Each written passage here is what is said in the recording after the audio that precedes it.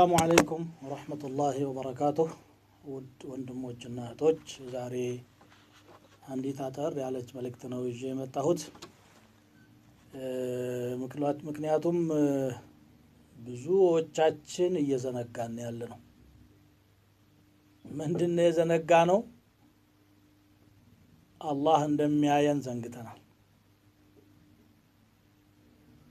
እንደሚያየን ባንዘነጋ እንኳን እንደሚጠይቀን ዘንግተናል። ዛሬ ማዕሲያን ለመስራት ከማንኛውም ጊዜ በበለጠ መልኩ ሁኔታዎች ተስፋፍተዋል። እንደምታዩት የኢንተርኔት ኦፕሽኖች በጣም ብዙ ናቸው።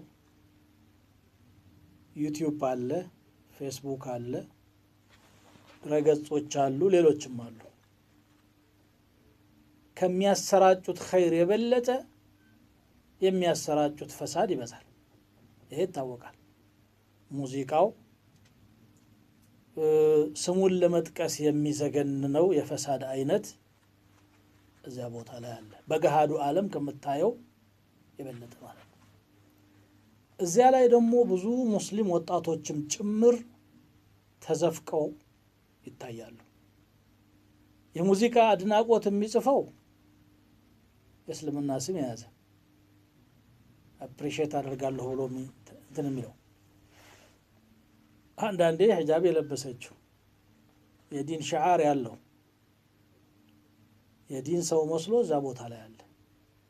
እውነት እናውራ ካል በሞባይላችሁ ውስጥ ስንት ፈሳድ አለ? ራሳችሁን ጠይቁ እስቲ። ሰው ፊት ደህና ሰው ለመምሰል ገለል ሲሉ ደግሞ መጥፎ ሰው ሆኖ መገኘት፣ ይሄ በጣም ከባድ ነው። ከባድ ወንጀል ነው። አላህን ነው ማፈር የሚገባህ እንጂ ሰውን አይደለም። እንደውም ሰው ጋር ሲቀላቀሉ ዑለማዎችና ዱዓቶችንም ጭምር የሚተቹ የሚዘልፉ ሰዎች ለብቻቸው ግን ተራ ሙስሊም ሊሰራው የማይታሰብ የሆነ ነገር የሚሰሩ አሉ። በእነዚሁ በኢንተርኔት አማራጮች አላህ የማያይበት ቦታ የለም። يستخفون من الناس ولا يستخفون من الله። ከሰው ይደበቃሉ፣ ከአላህ ግን መደበቅ አይቻልም። አይንህ የሰራቸውን አላህ አያይም እንዴ? ነብዩ ሰለላሁ ዐለይሂ ወሰለም በቡኻሪ በተዘገበ ሐዲስ كتب على ابن آدم حظه من الزنا أدرك ذلك لا محالة። በአደም ልጅ ላይ ከዚና ድርሻው ተጽፎበታል። ይሄን ነገር ምንም ጥርጣሬ የለውም፣ ይደርስበታል። فالعين تزني وزناها النظر። አይን ዝሙት ትሰራለች።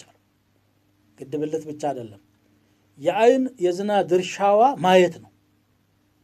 እርቃን የሆነን አካል ካየህ፣ ለዚያውም በሙዚቃ ታጅቦ በተለያዩ ሐረካት ታጅቦ ይሄን ካየህ በቂ ዝና ሰርታለች አይን። ወልየዱ ተዝኒ ወዚናሃ አልበጥሽ አሉ። እጅም ዚና ትሰራለች፣ የእሷ ደግሞ ዚና መጨበጥ ነው። ሰላም ይሉታል ሰዎች። ይሄ ሰላም አይደለም፣ ከአላህ ጋር ጦርነት መቅጠም ማለት ነው፣ የማታሸንፈው አካል ጋር።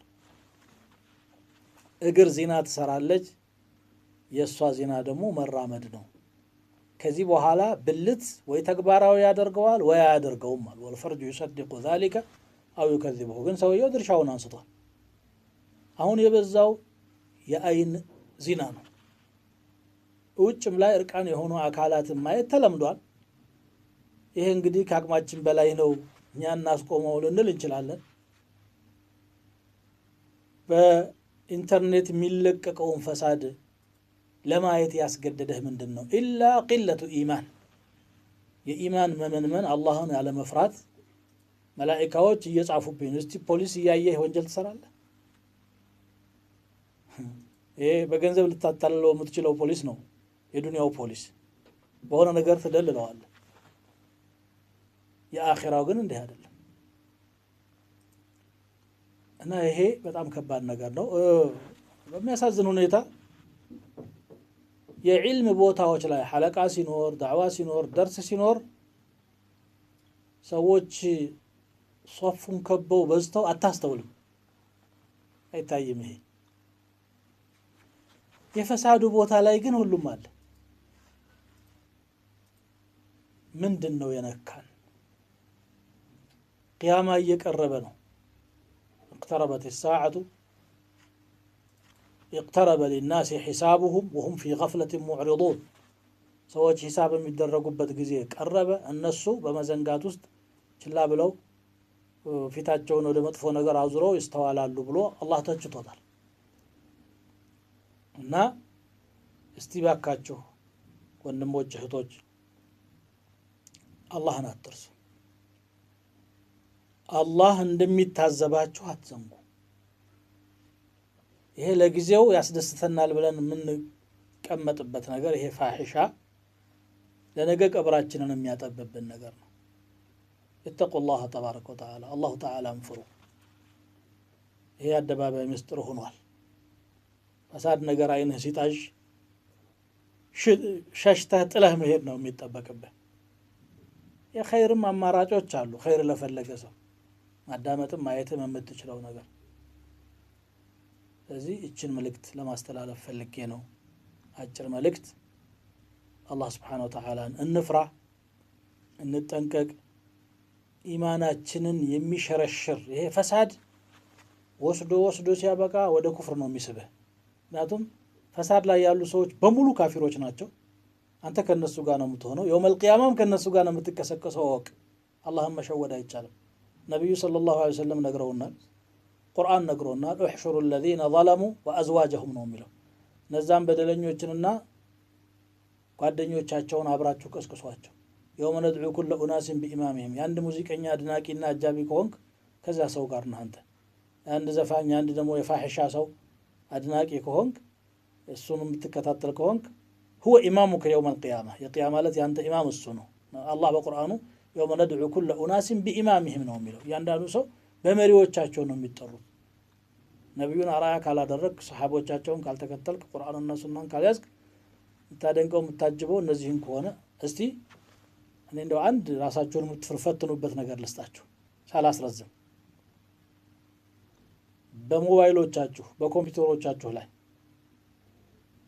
ፈሳድ አዘል ዶክመንቶች ካሉ ሙዚቃዎች ጭፈራዎች ሌሎች ካሉ ድሊት አድርጓቸው እስቲ የእናንተን ኢማንና ጥንካሬ በዚህ ፈትኑት ሰርዘው በዛ ቦታ አንተን የሚመክር ነገር ተካ አንቺን የሚመክር ነገር ተኪ አለዛ ነገ ተቆጩበታላችሁ መልእክቴን አድርሻለሁ اللهم فاشهد والسلام عليكم